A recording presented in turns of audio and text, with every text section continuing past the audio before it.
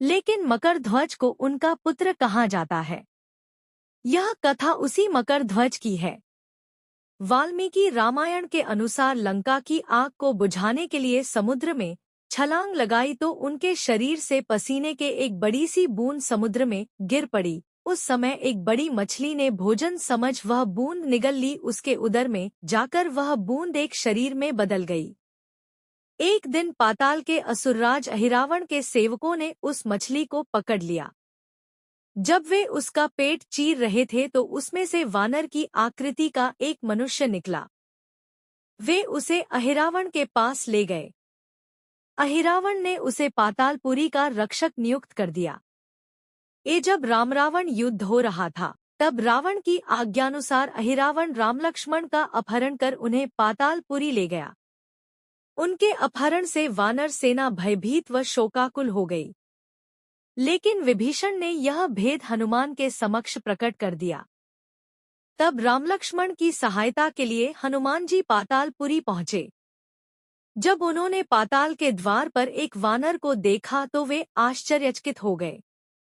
उन्होंने मकरध्वज से उसका परिचय पूछा। मकरध्वज अपना परिचय देते हुआ बोला, मैं हनुमान पुत्र मकरध्वज हूँ। इसकी बात सुनकर हनुमान क्रोधित होकर बोले, यह तुम क्या कह रहे हो? मैं बाल ब्रह्मचारी हूँ। फिर भला तुम मेरे पुत्र कैसे हो सकते हो?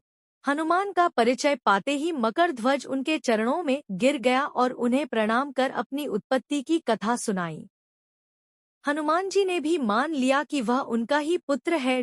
लेकिन यह कहकर कि वे अभी अपने श्रीराम और लक्ष्मण को लेने आए हैं। जैसे ही द्वार की ओर बढ़े वैसे ही मकरध्वज उनका मार्ग रोकते हुए बोला, पिताश्री, यह सत्य है कि मैं आपका पुत्र हूँ, लेकिन अभी मैं अपने स्वामी की सेवा में हूँ, इसलिए आप अंदर नहीं जा सकने। मकरध्वज को अनेक प्रकार से समझाने का प्रयास किया, किंतु वह द्वार से नहीं हटा। तब दोनों में घोर युद्ध शुरू हो गया।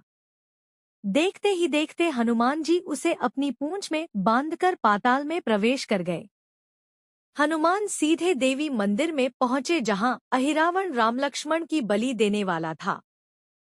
हनुमान जी को देखकर चामुंडा देवी पाताल लोक से प्रस्थान कर गईं। तब हनुमान जी देवी रूप धारण करके वहां स्थापित हो गए। कुछ देर के बाद अहिरावण वहां आया और पूजा अर्चना करके जैसे ही उसने रामलक्ष्मण की बलि देने के लिए तलवार उठाई, वैसे ही भयंकर गर्जन करते हुए हनुमान जी प्रकट हो गए और उसी तलवार से अहिरावण का वध कर दिया। उन्होंने